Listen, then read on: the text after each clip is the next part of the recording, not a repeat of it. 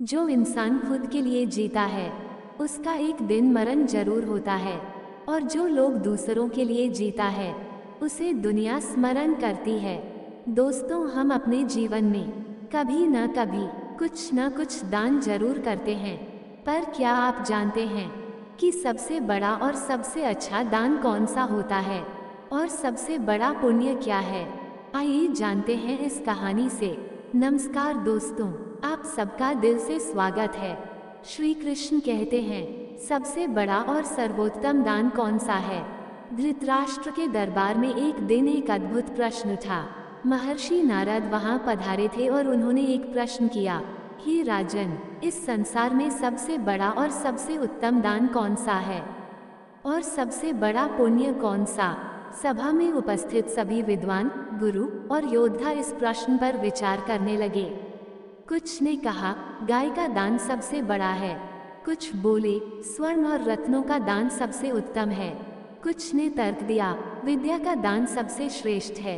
परंतु महर्षि नारद ने मंद मुस्कान के साथ कहा, इनमें से कोई भी उत्तर पूर्ण नहीं है। धृतराष्ट्र ने व्याकुल होकर कहा, फिर कौन सा दान सबसे बड़ा है? महर्षि नारद ने कहा, इस प्रश्न का उत्तर केवल एक ही व्यक्ति दे सकता है, श्री कृष्ण। द्वारका में श्री कृष्ण का उत्तर। ये सुनकर विदुर और भीष्म पितामह ने सुझाव दिया कि इस प्रश्न का उत्तर स्वयं श्री कृष्ण से लिया जाए।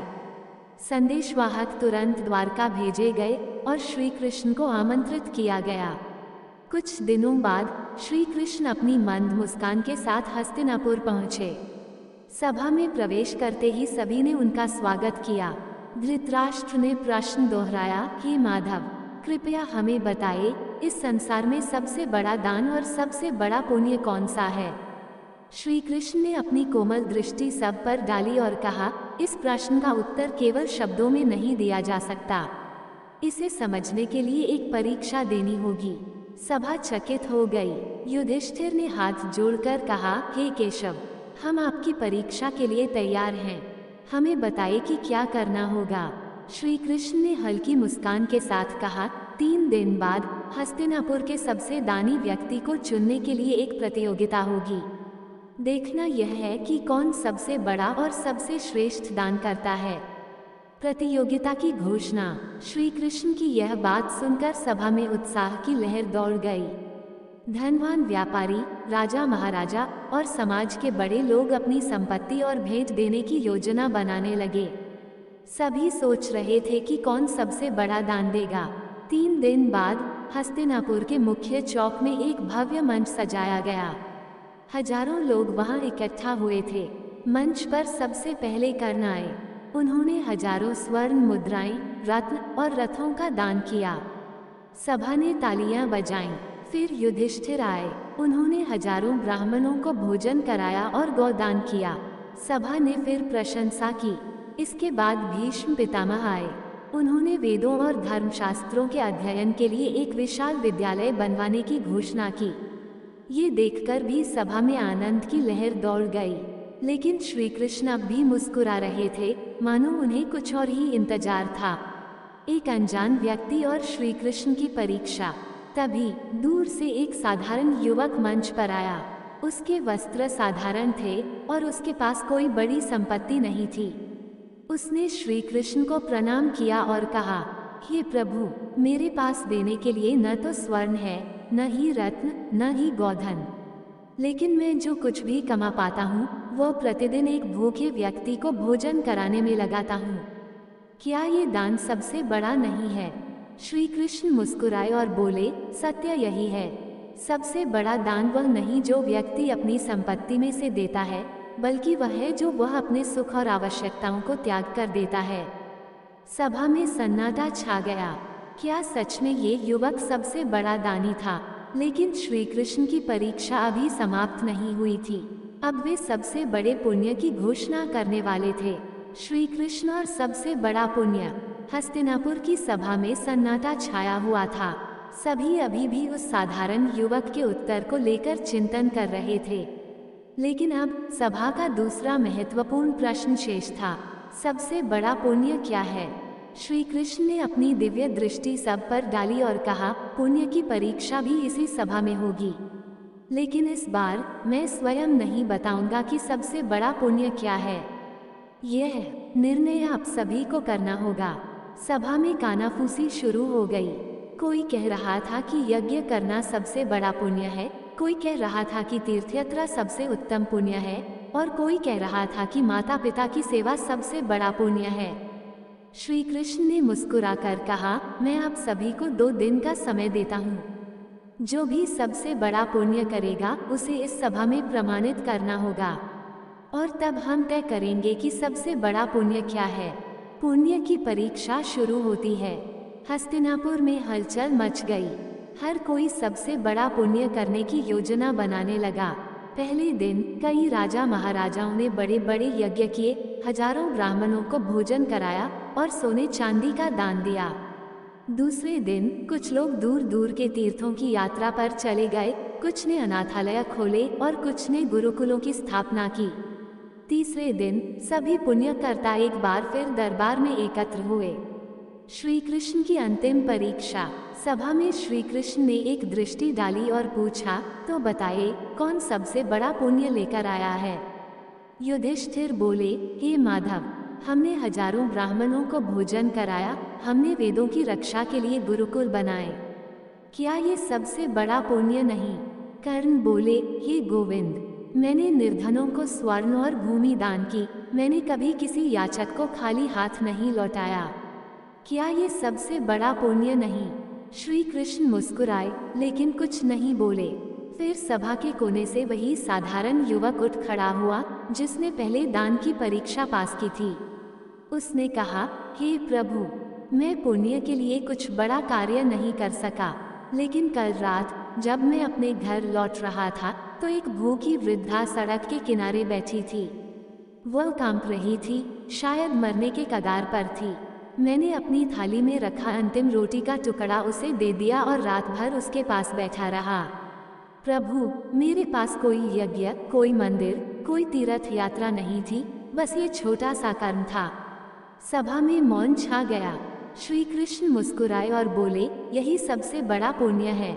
जब कोई व्यक्ति निस्वार्थ होकर बिना किसी दिखावे के केवल प्रेम और करुणा से किसी की सहायता करता है तो वही सबसे बड़ा पुण्य होता है। सभा में सभी चकित थे। उन्होंने सोचा था कि पुण्य कोई बड़ा कर्म होगा, यज्ञ, तीर्थ या दान, लेकिन श्री कृष्ण ने दिखा दिया कि सच्चा पुण्य निस्वार्थ सेवा में है। अर्जुन की जिज्ञासा और एक नई परीक्षा।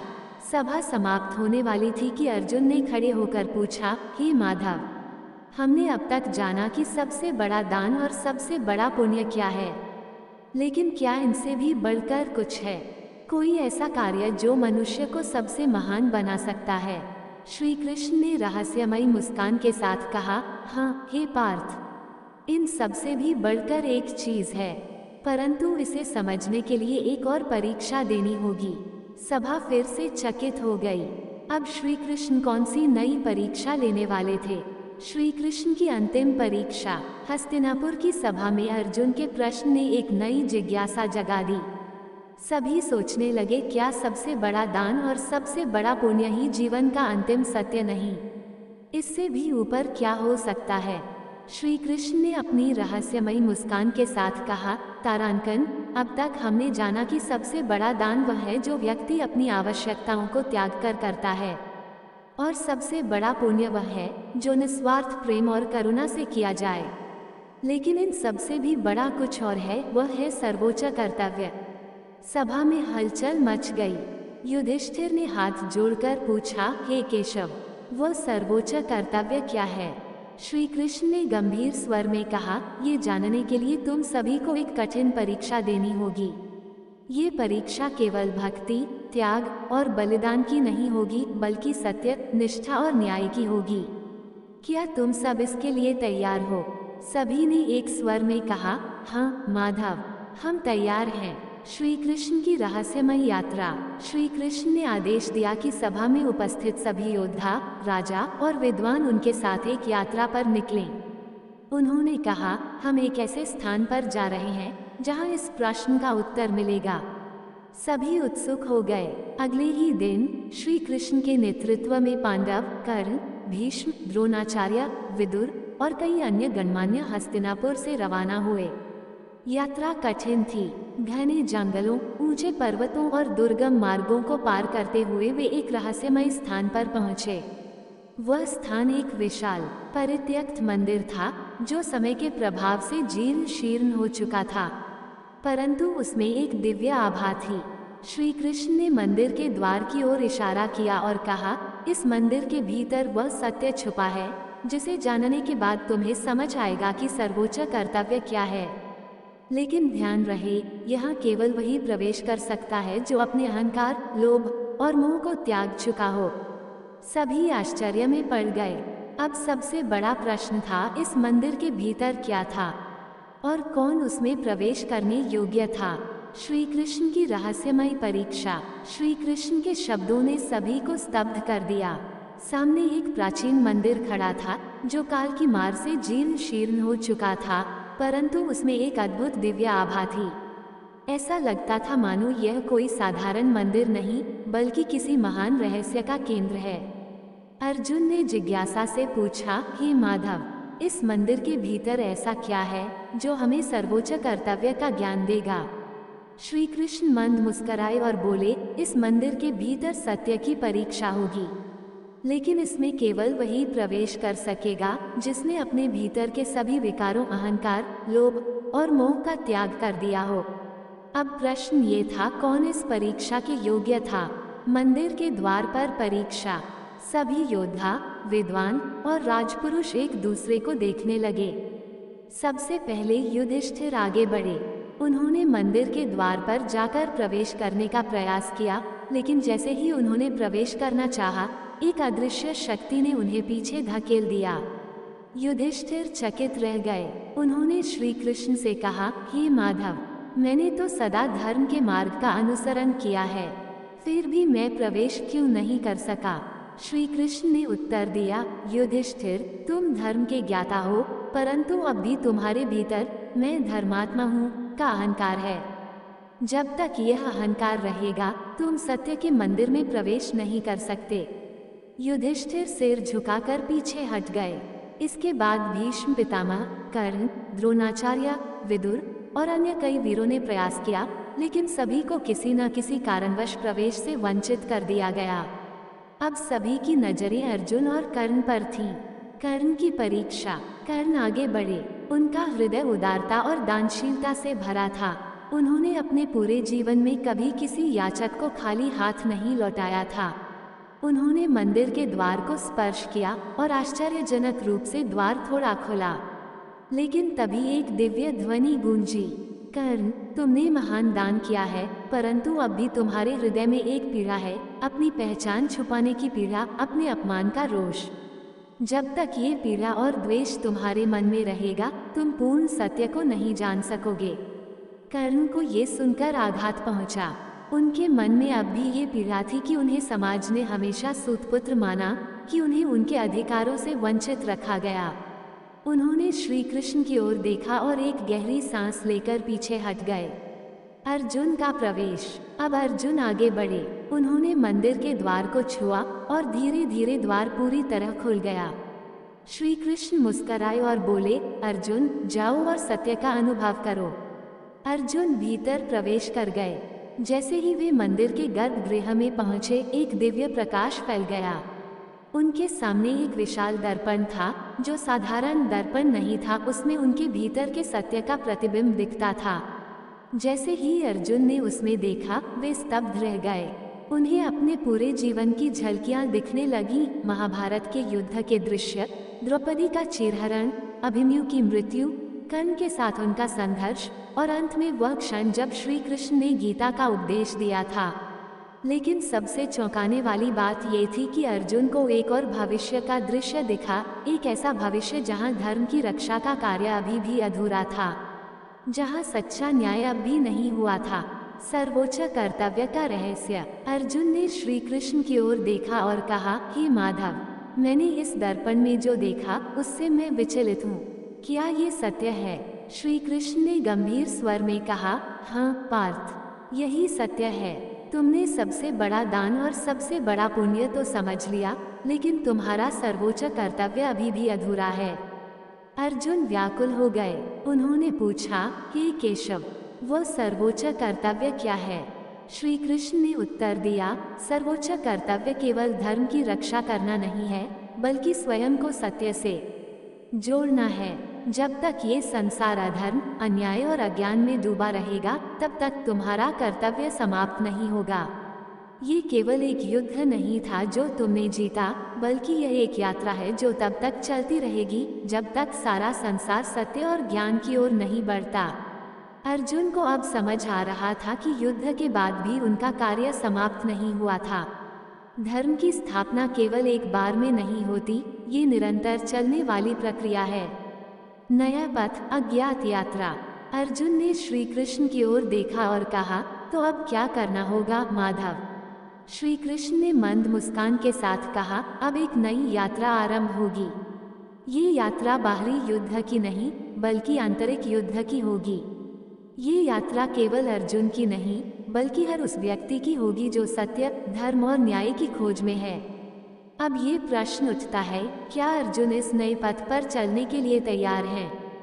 क्या वह सत्य और धर्म की इस अगली परीक्षा में सफल होंगे? और यह यात्रा उन्हें कहाँ ले जाएगी? अन्याय के नगर में अर्जुन, एक नया धर्मयुद्ध। अर्जुन के सामने धर्म और अधर्म की नई लड़ाई खड़ी थी। नगर में राजा का शासन अन्यायपूर्ण था। सत्य बोलने वालों को कारागार में डाल दिया जाता था, गरीबों से उनका धन और जमीन छीन ली जाती थी, और सैनिक जनता पर अत्याचार कर रहे थे। अर्जुन ये देखकर विचलित हो उठे।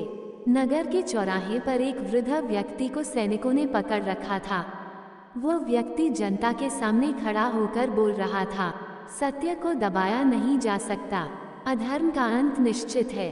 लेकिन सैनिकों ने उसे पकड़ लिया और राजा के महल की ओर घसीटते हुए ले जाने लगे। अर्जुन ये सब देख रहे थे, लेकिन उन्होंने अभी तक हस्तक्षेप नहीं किया।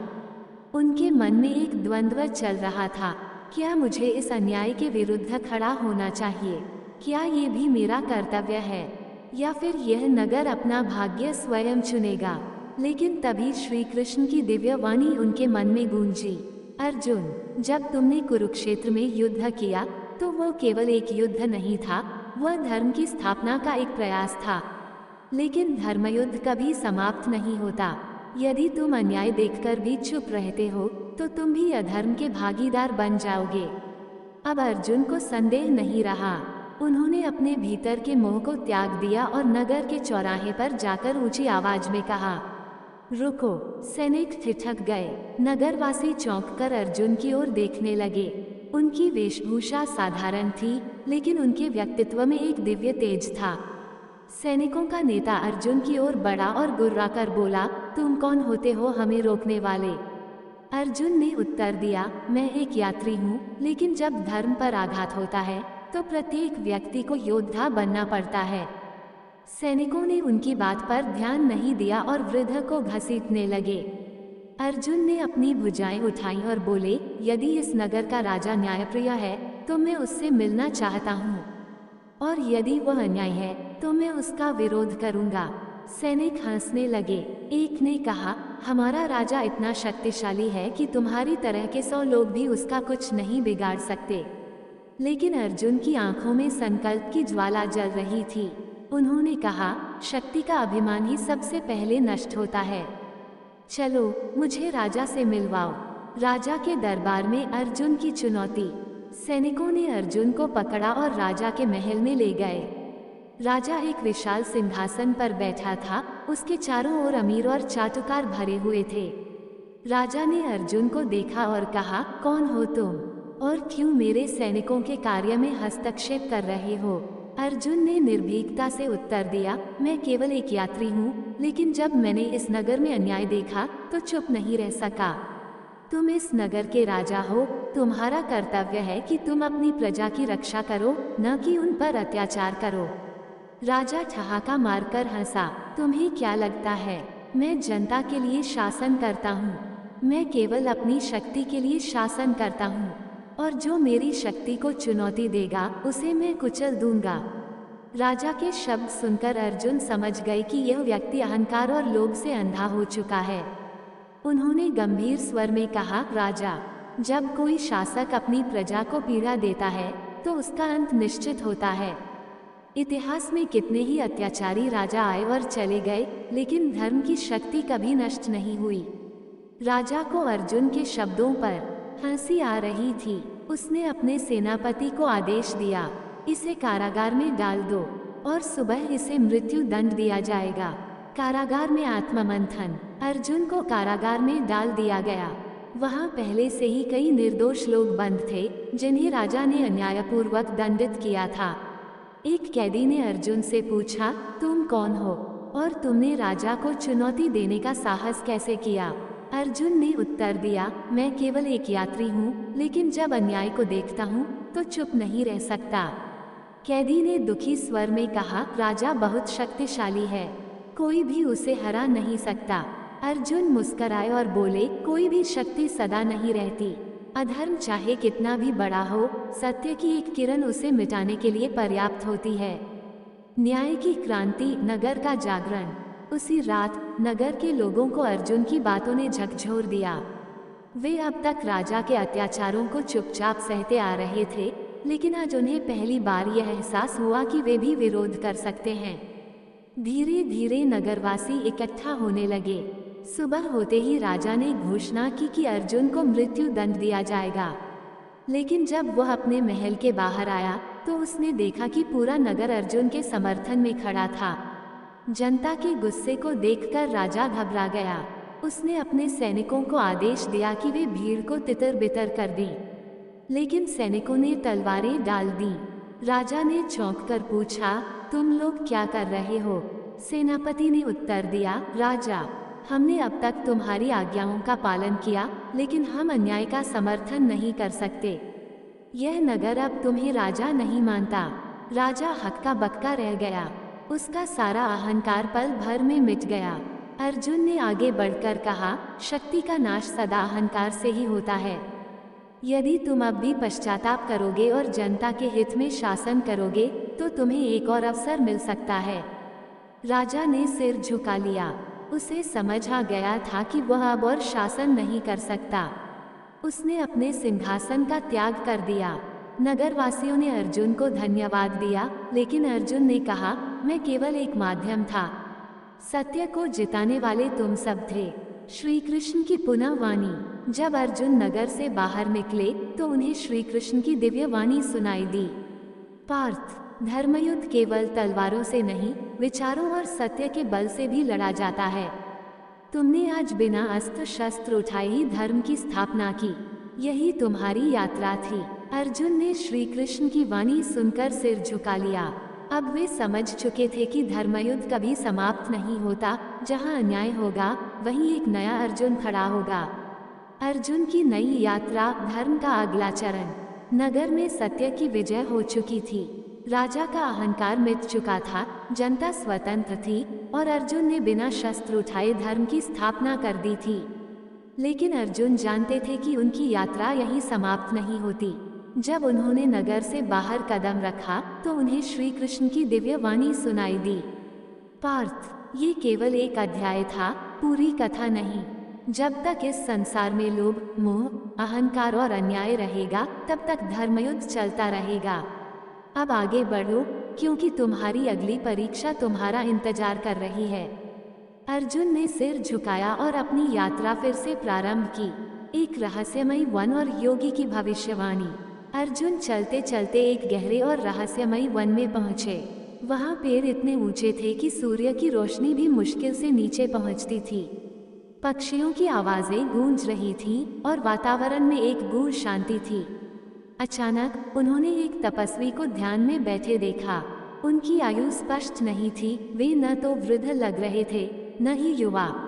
उनकी आंखें बंद थीं, लेकिन ऐसा प्रतीत हो रहा था कि वे सब कुछ देख रहे थे। अर्जुन ने उनके पास जाकर विनम्रता से प्रणाम किया और कहा, हे महात्मन, मैं अर्जुन हूँ और मैं सत्य और धर्म की खोज में हूँ। योगी ने धीरे से आंखें खोली और मुस्कराए। अर्जुन, तुम्हारी यात्रा अभी समाप्त नहीं हुई।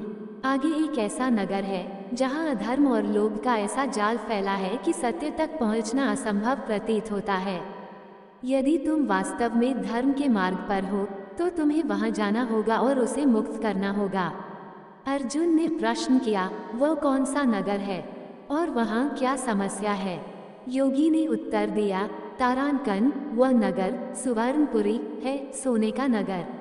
वहां धन और वैभव की कोई कमी नहीं, लेकिन लोग अपने ही लोभ और वासना के गुलाम बन चुके हैं। वहां कोई अत्याचारी राजा नहीं, कोई क्रूर सेनापति नहीं, लेकिन फिर भी वहां सबसे बड़ा अधर्म है। अर्जुन चकित रह गए, यदि वहां कोई राजा ही नहीं तो अन्याय कौन कर रहा है? योगी ने गहरी सांस ली और बोले, तारानकन, जब मनुष्य अपने लोभ का दास बन जाता है तो उसे किसी और शासक की आवश्यकता नहीं होती। वह स्वयं ही अपना सबसे बड़ा शत्रु बन जाता है। सुवर्णपुरी के लोग इतने लालची हो चुके हैं कि उन्होंने धर्म और सत्य को तिलांजलि दे दी है। वहाँ कोई भूखा नहीं, कोई गरीब नहीं, लेकिन फिर भी हर कोई अशांत और बेचैन है। अर्जुन ने ठान लिया कि वे उस नगर की सच्चाई को समझेंगे और यदि आवश्यक हुआ तो वहाँ भी धर्म की स्थापना करेंगे। सुवर्णपुरी जहाँ सोना है पर शांति नहीं। अर्जुन जब सुवर्णपुरी पहुँचे तो उन्होंने देखा कि नगर सचमुच स्वर्ण से बना था। हर गली में सुंदर महल थे, लोग रेशमी वस्त्र पहने घूम रहे थे और बाजारों में हीरे मोती बिखरे पड़े थे। लेकिन आश्चर्य की बात ये थी कि इस वैभव के बावजूद किसी के चेहरे पर शांति नहीं थी।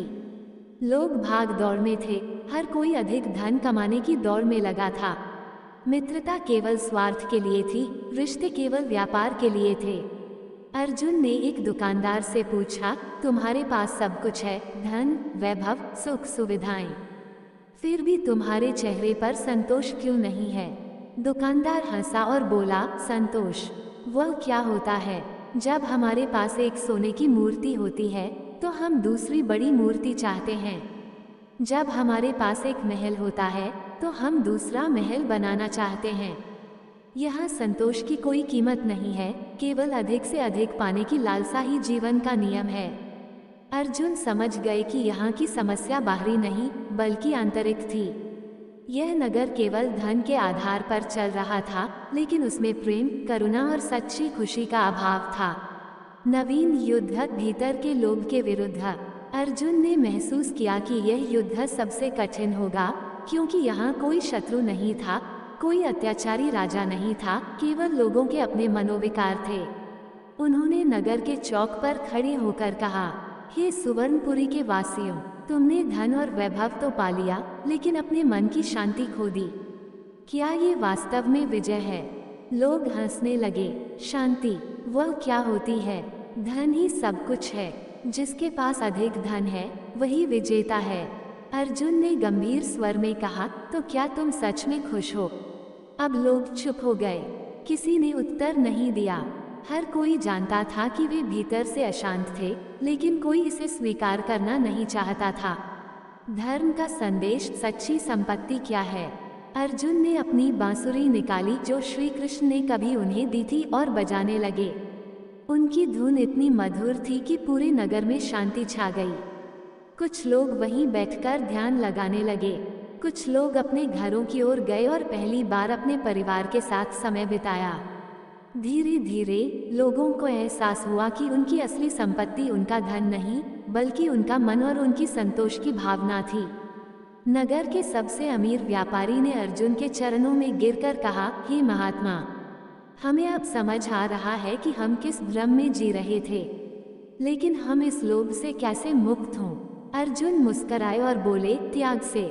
जब तुम दूसरों के साथ बांटना सीखोगे, जब तुम अपने धन का उपयोग केवल स्वयं के लिए नहीं बल्कि समाज की भलाई के लिए करोगे, तभी तुम्हें सच्ची शांति मिलेगी। सुवर्णपुरी का नया युग। धीरे धीरे नगर में बदलाव आने लगा।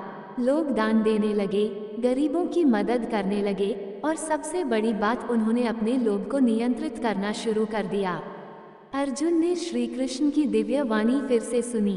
अर्जुन की अगली यात्रा, मोह और माया का दंश। अर्जुन ने अपना धनुष गांडीव कंधे पर रखा और रथ पर चढ़े। कृष्ण मुस्कुराए, मानो जानते हो कि आगे क्या होने वाला है। पार्थ, आगे की राह आसान नहीं होगी। ये युद्ध तलवारों से नहीं, आत्मा की गहराइयों में लड़ा जाएगा। कौन सा अधर्म अब मेरी प्रतीक्षा कर रहा है केशव? अर्जुन ने पूछा। अब तुम्हें उस नगर जाना है जहाँ लोभ से भी बड़ा शत्रु रहता है, मोह और माया। राज्य स्वर्णपुरी, जहाँ हर चीज बिकाऊ है। अर्जुन की यात्रा स्वर्णपुरी की ओर थी, एक नगर जो सोने से बना था, जहाँ हर चीज खरीदी और बेची जा सकती थी। लेकिन इस नगर की सच्चाई इससे कहीं अधिक भयावह थी। कहा जाता था कि यहाँ जो भी आता वह अपनी इच्छाओं में इतना लिप्त हो जाता कि स्वयं को ही खो बैठता। सत्य यहाँ कोई नहीं सुनना चाहता था और हर व्यक्ति अपनी आंखों पर मोह का पर्दा डाले बैठा था। जैसे ही अर्जुन नगर में पहुंचे, उन्होंने देखा सोने से बने महल, चमचमाते वस्त्र पहने लोग और हर कोने में व्यापार। लेकिन यहाँ कोई भी व्यक्ति प्रसन्न नहीं था। सबकी आंखों में एक अजीब सी बेचैनी थी। नगर के राजा मायादेव के बारे में कहा जाता था कि वह सबसे बड़ा व्यापारी था, लेकिन वह सिर्फ वस्तुएं नहीं बल्कि लोगों की आत्माएं भी खरीदता था। पहला प्रलोभन, शक्ति का सौदा। अर्जुन नगर के केंद्र में पहुंचे, जहां मायादेव उनका इंतजार कर रहा था। स्वागत है महाबली अर्जुन, क्या मैं जान सकता हूं कि आप यहाँ क्यों आए हैं? मैं धर्म की खोज में हूँ। मायादेव हंसा। धर्म? यहाँ सबकी अपनी कीमत होती है। कहो तुम कितने में बिकोगे? अर्जुन ने क्रोध से कहा। मैं धनुषधारी अर्जुन हूँ, मैं बिकाऊ नहीं हूँ। बिकाऊ नहीं? देखो मैं क्या दे सकता हूँ। अर्जुन के सामने एक दिव्य रथ प्रकट हुआ जो आकाश में उड़ सकता था। फिर एक स्वर्ण मुकुट आया जो धारण करने वाले को अनंत शक्ति देता था। बस एक शर्त है, मायादेव मुस्कुराया, तुम्हें केवल अपने सत्य पर संदेह करना होगा। बस इतना ही। अर्जुन समझ गए ये युद्ध बाहुबल का नहीं बल्कि संकल्प का था। उन्होंने आंखें बंद की और कृष्ण के शब्द याद किए, जो मोह में फंसता है वह सत्य से दूर चला जाता है। अर्जुन ने दृढ़ स्वर में कहा, मेरा सत्य अनमोल है, इसे कोई खरीद नहीं सकता। जैसे ही उन्होंने ये कहा, मायादेव की हंसी गूंजने लगी। नगर का स्वर्ण धुंधला होने लगा और लोग जागने लगे, मानो कोई गहरी नींद से बाहर आ रहे हों। स्वर्णपुरी अब सिर्फ एक सामान्य नगर था। मायादेव की शक्ति नष्ट हो चुकी थी। अर्जुन ने बिना तलवार उठाए एक और युद्ध जीत लिया था, लेकिन वे जानते थे यात्रा अभी शेष थी। अगला नगर उनका इंतजार कर रहा था। अर्जुन की यात्रा, सत्य का मूल्य। स्वर्णपुरी में विजय प्राप्त करने के बाद अर्जुन ने एक गहरी सांस ली। उन्होंने बिना किसी अस्त्र शस्त्र के ये युद्ध जीता था, लेकिन ये यात्रा केवल बाहरी विजय तक सीमित नहीं थी, यह आत्मा की परीक्षा थी। कृष्ण ने मुस्कुराते हुए कहा, अभी तो तुमने केवल मोह पर विजय पाई है पार्थ, आगे की राह और कठिन होगी। अब कौन सा नगर हमारी प्रतीक्षा कर रहा है केशव? अर्जुन ने पूछा। कृष्ण ने रथ की लगाम थामी और उत्तर दिया, अब तुम्हें उस नगर जाना होगा जहाँ सत्य को खरीदा और बेचा जाता है, एक ऐसा स्थान जहाँ मनुष्य अपनी आत्मा को मूल्यवान वस्तु समझकर तौलते हैं। अर्जुन के मन में जिज्ञासा और चिंता दोनों थी। वे जान चुके थे कि शत्रु केवल अस्त्र शस्त्र से नहीं बल्कि मनुष्य की प्रवृत्तियों के रूप में भी प्रकट होते हैं। राज्य सत्यपुर, जहाँ हर सच का एक दाम होता है। रथ बढ़ता गया और एक भव्य नगर के विशाल द्वारों के सामने आकर रुका। सत्यपुरा ये वह स्थान था जहां लोग अपने सत्य का सौदा करते थे। जैसे ही अर्जुन ने नगर में प्रवेश किया, उन्होंने देखा कि हर गली में एक विचित्र प्रकार का बाजार लगा था। दुकानों पर मूल्य लिखे थे। अपने अतीत की यादें बेचे केवल 10 स्वर्ण मुद्राएं, अपने सिद्धांतों से समझौता करे 100 स्वर्ण मुद्राएं, अपनी आत्मा को छोड़े असीमित ऐश्वर्य के बदले। अर्जुन को ये देखकर अजीब लगा। लोग हंसते खेलते दिख रहे थे, लेकिन उनकी आंखों में एक अजीब सी उदासी थी, जैसे वे अपने ही निर्णयों के कैदी बन चुके हों। नगर के बीचों बीच एक भव्य भवन था, जहां सत्यपुरा का शासक धृतराष्ट्र निवास करता था। ये व्यक्ति केवल किसी को युद्ध में पराजित नहीं करता था, बल्कि उनके सत्य को छीनकर उन्हें अपने अधीन कर लेता था। धृतराष्ट्र से भेंट। जैसे ही अर्जुन भवन के अंदर पहुंचे, उनके सामने एक दिव्य सिंहासन पर बैठा एक गौरवशाली पुरुष दिखा। उसके नेत्रों में चतुराई थी, परंतु चेहरे पर एक अजीब सी उदासी। स्वागत है महाबली अर्जुन, उसने कहा, क्या तुम भी यहाँ अपना कोई सत्य बेचने आए हो? अर्जुन ने दृढ़ता से उत्तर दिया, सत्य कोई वस्तु नहीं है जो खरीदी या बेची जाए। यह आत्मा का प्रकाश है जो केवल अनुभव से प्राप्त होता है। धृतराष्ट्र हंसा, क्या तुमने देखा नहीं, यहाँ हर कोई अपना सत्य स्वयं बेचता है। यहाँ तक कि सबसे महान संत भी जब लालच आता है तो अपने सत्य का मूल्य लगाने लगते हैं। क्या तुम इतने निर्बल हो कि सत्य को त्यागने का साहस नहीं कर सकते? अर्जुन ने उसकी आंखों में देखा और कहा, त्याग वही करता है जो दुर्बल हो। मेरा सत्य मेरी सबसे बड़ी शक्ति है और मैं इसे कभी नहीं त्यागूंगा। धृतराष्ट्र मुस्कुराया, अच्छा तो देखो, क्या तुम सच में अपने सत्य को बचा सकते हो? माया का जाल। अचानक अर्जुन के चारों ओर संसार बदलने लगा। वे अपने ही अतीत में पहुंच गए। उन्होंने देखा कुरुक्षेत्र का मैदान, जहां दुर्योधन अपनी अंतिम सांसें गिन रहा था। उसने अर्जुन की ओर देखा और कहा, क्या ये धर्म था पार्थ? क्या तुम्हारे सत्य ने मुझे नष्ट कर दिया या ये केवल शक्ति का खेल था? फिर दृश्य बदला। द्रौपदी का चीरहरण हो रहा था। उसने अर्जुन की ओर देखा और कहा, कहाँ था तुम्हारा सत्य जब मेरा सम्मान लूटा जा रहा था? अर्जुन का मन विचलित होने लगा। क्या उनका सत्य वास्तव में सत्य था या केवल उनकी दृष्टि का एक भ्रम? धृतराष्ट्र की आवाज गूंजी, देखा अर्जुन, हर सत्य केवल दृष्टिकोण पर आधारित होता है। क्या तुम अब भी अपने सत्य को बचा सकते हो? कृष्ण का संदेश और विजय।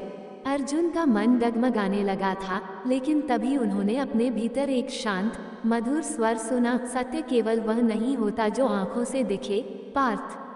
सत्य वह होता है जो आत्मा से अनुभूत हो। ये कृष्ण की वाणी थी।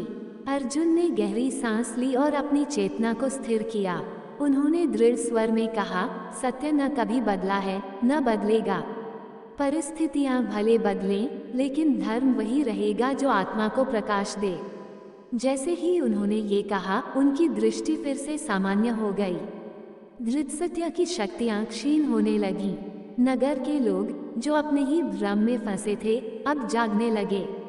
अर्जुन ने बिना तलवार उठाए एक और युद्ध जीत लिया था। आगे की यात्रा। कृष्ण ने अर्जुन की ओर देखा और कहा, अभी तो यात्रा शेष है पार्थ। अभी तुम्हें और भी गहरे अंधकार को मिटाना होगा। अर्जुन ने सिर झुकाया। अब आगे कौन सी चुनौती उनका इंतजार कर रही थी? अर्जुन की यात्रा, अहंकार का सम्राट। अर्जुन ने गहरी सांस ली। सत्यपुर की विजय ने उन्हें मानसिक और आध्यात्मिक शक्ति प्रदान की थी, लेकिन कृष्ण की आंखों में जो गंभीरता थी, वह बता रही थी कि आगे की यात्रा और भी कठिन होगी। केशव, आगे हमें कहाँ जाना है? अर्जुन ने पूछा। कृष्ण मुस्कुराए, लेकिन उनकी मुस्कान में एक रहस्य छिपा था। अब तुम्हें वहां जाना होगा जहां लोग स्वयं को ईश्वर से भी ऊपर समझने लगे हैं, जहां अहंकार ने मानव को अंधा कर दिया है और सत्य की कोई कीमत नहीं रही। अहंकार। अर्जुन ने भौहें चढ़ाईं। हाँ पार्थ, ये सबसे बड़ा शत्रु है। जब मनुष्य स्वयं को सर्वज्ञ समझने लगता है, तब वह अपने ही विनाश का मार्ग तैयार करता है। नगर, अहंकारपुर, जहां मनुष्य स्वयं को ईश्वर मान बैठा था। रथ बढ़ता गया। वे एक विशाल नगर के पास पहुंचे, जो स्वर्णपुरी और सत्यपुर से भी अधिक भव्य था। इस नगर के भवन आकाश को छू रहे थे। सड़कों पर अमूल्य रथ दौड़ रहे थे और नगरवासी सोने चांदी के वस्त्र पहने थे। लेकिन अर्जुन को महसूस हुआ कि इस नगर में कुछ विचित्र था। हर व्यक्ति के चेहरे पर एक अजीब सा घमंड था। उनकी आंखों में करुणा का अभाव था और वे किसी को अपने से श्रेष्ठ मानने को तैयार नहीं थे। नगर के मध्य में एक विशाल महल था, जहां राजा अहंकारसेन निवास करता था। कहा जाता था कि उसने इतने युद्ध लड़े थे कि अब उसे यह विश्वास हो गया था कि वह स्वयं देवताओं से भी महान है। अहंकारसेन का दरबार। अर्जुन जब महल के द्वार पर पहुंचे तो द्वारपालों ने उन्हें रोका। जो स्वयं को तुच्छ समझे, उसे इस महल में प्रवेश की अनुमति नहीं। अर्जुन ने उत्तर दिया, मैं अपने अस्तित्व को जानता हूँ, इसलिए मुझे प्रमाण देने की आवश्यकता नहीं। ये सुनकर द्वारपाल स्तब्ध रह गए और अर्जुन को भीतर जाने दिया। दरबार के भीतर सिंहासन पर बैठा राजा अहंकारसेन अत्यंत भव्य वस्त्रों में था। उसके चारों ओर विद्वान, सैनिक और दरबारी बैठे थे जो उसकी हाँ में हाँ मिलाते थे। जैसे ही अर्जुन ने प्रवेश किया, अहंकार से हंसा। स्वागत है पार्थ, मुझे ज्ञात है कि तुम एक महान योद्धा हो, लेकिन मैं तुमसे भी महान हूँ। यहाँ जो आता है उसे मेरी श्रेष्ठता स्वीकार करनी पड़ती है। तुम भी मेरे चरणों में झुको और मैं तुम्हें सम्मान दूंगा। अर्जुन मुस्कुराए। सम्मान झुकने से नहीं, सत्य के अनुसरण से मिलता है, और जो स्वयं को सबसे महान समझे वो वास्तव में सबसे दुर्बल होता है। अहंकार का परीक्षण। राजा अहंकार से क्रोधित हो गया। अच्छा तो देखो, क्या तुम अपनी दृढ़ता पर टिक सकते हो? अचानक पूरा महल अदृश्य हो गया और अर्जुन स्वयं को एक विशाल मैदान में खड़ा पाए। उनके सामने एक दर्पण था, लेकिन ये कोई साधारण दर्पण नहीं था। जैसे ही अर्जुन ने उसमें देखा, उन्हें कुरुक्षेत्र का युद्ध दिखाई दिया। लेकिन इस बार दृश्य भिन्न था। उन्होंने स्वयं को देखा अकेले, बिना किसी मित्र के। कोई कृष्ण नहीं, कोई पांडव नहीं। वे केवल एक क्रूर योद्धा की भांति युद्ध कर रहे थे, बिना किसी उद्देश्य के, बिना किसी धर्म के। यह असत्य है। अर्जुन ने दर्पण को देखा। क्या यह असत्य है अर्जुन? अहंकार सेन की आवाज आई। क्या ये सत्य नहीं कि तुम युद्ध और विजय के लिए बने हो? क्या ये सत्य नहीं कि तुम्हारे बिना ये दुनिया अधूरी है? अर्जुन का मन विचलित होने लगा। क्या वे सच में केवल युद्ध के लिए थे?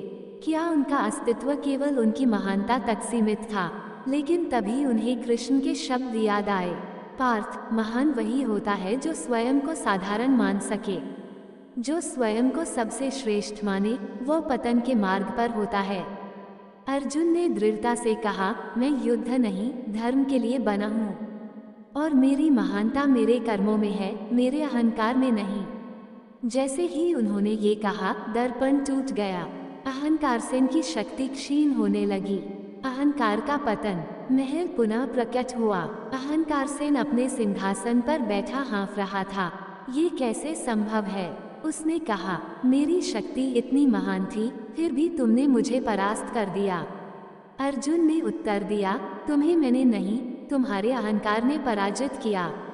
जो स्वयं को सबसे बड़ा मानता है वह स्वयं को ही नष्ट कर देता है। नगरवासी, जो अब तक राजा के घमंड में उलझे थे, धीरे धीरे सत्य को समझने लगे। वे अर्जुन के पास आए और बोले, हमने अंधकार में जीवन बिताया, आपने हमें प्रकाश दिखाया।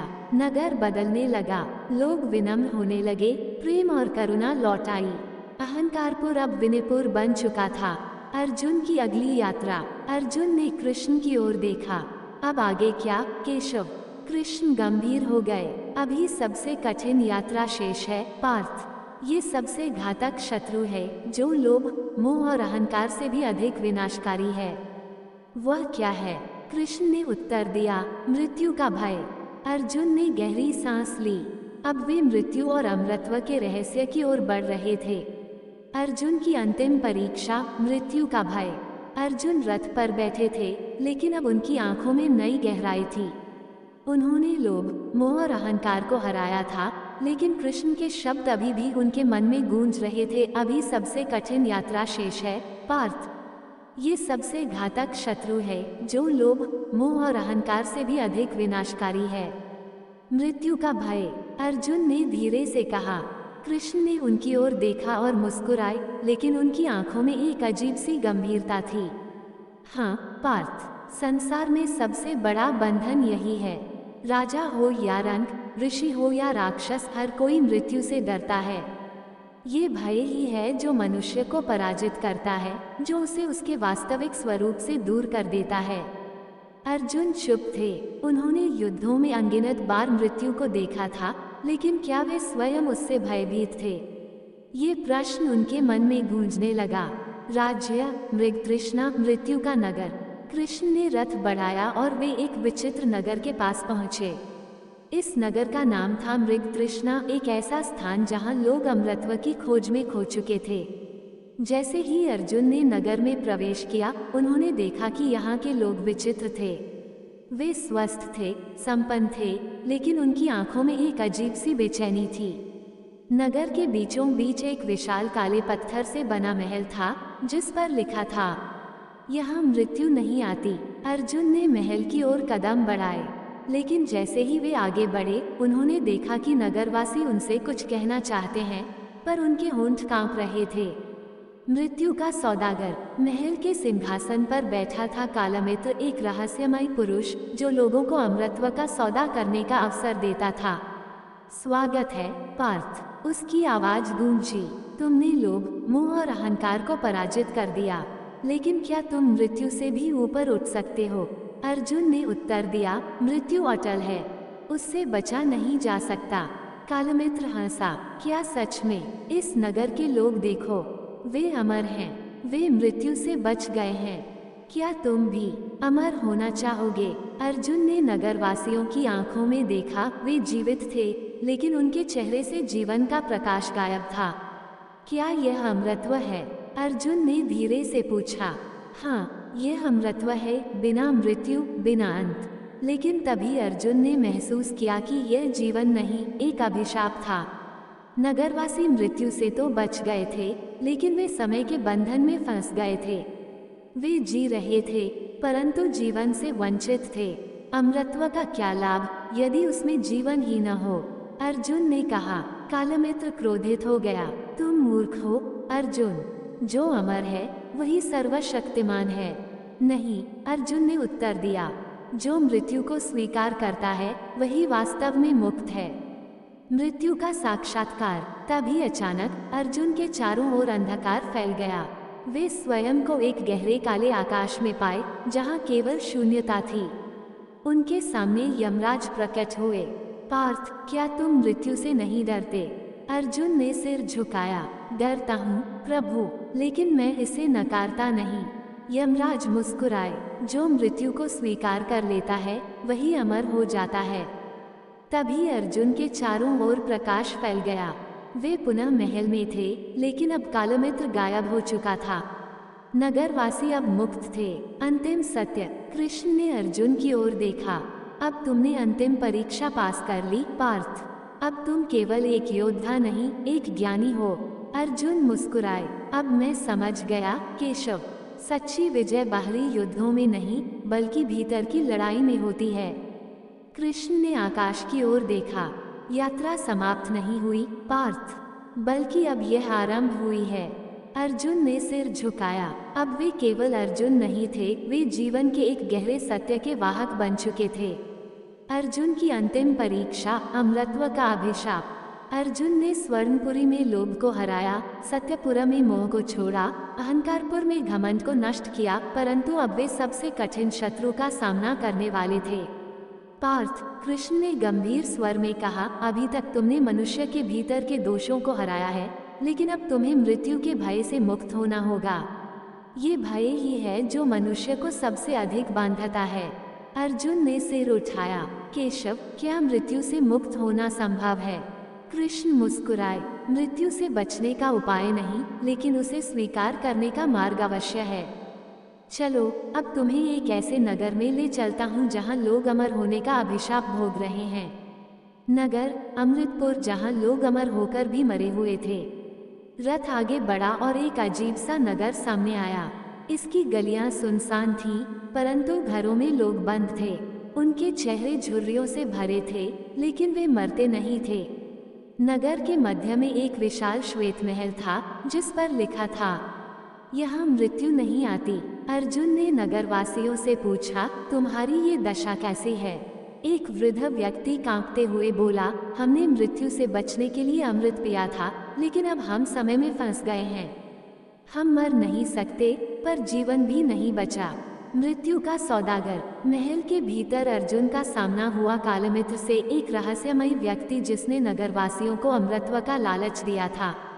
स्वागत है अर्जुन, क्या तुम भी अमर होना चाहोगे? उसने पूछा। अर्जुन ने उसकी आंखों में देखा। अमरत्व का क्या लाभ, यदि उसमें जीवन ही न हो? कालमित्र हंसा, मृत्यु तुम्हें खा जाएगी अर्जुन। यदि तुम अमर नहीं हुए तो तुम्हारा अंत निश्चित है। अर्जुन ने दृढ़ता से कहा, जो मृत्यु को स्वीकार करता है वही अमर होता है। अंतिम साक्षात्कार। अचानक अर्जुन के सामने यमराज प्रकट हुए। पार्थ, क्या तुम मृत्यु से नहीं डरते? अर्जुन ने सिर झुकाया। डरता हूँ प्रभु, लेकिन मैं इसे नकारता नहीं। यमराज मुस्कुराए। जो मृत्यु से नहीं भागता वही वास्तव में मुक्त होता है। महल में प्रकाश फैल गया और नगरवासी मुक्त हो गए। अमृतत्व का अभिशाप समाप्त हो गया। अर्जुन की अंतिम शिक्षा। कृष्ण ने अर्जुन की ओर देखा। अब तुम केवल एक योद्धा नहीं बल्कि एक ज्ञानी हो पार्थ। अर्जुन मुस्कुराए। अब मैं समझ गया केशव, सच्ची विजय बाहरी युद्धों में नहीं बल्कि भीतर के भय को जीतने में है। कृष्ण ने आकाश की ओर देखा। यात्रा समाप्त नहीं हुई पार्थ, बल्कि अब यह आरंभ हुई है। अर्जुन ने सिर झुकाया। अब वे केवल अर्जुन नहीं थे, वे जीवन के अंतिम सत्य को जान चुके थे। हमारे चैनल के लिए संदेश। ये कहानी केवल अर्जुन की नहीं, ये हर उस व्यक्ति की कहानी है जो जीवन के संघर्षों से जूझ रहा है।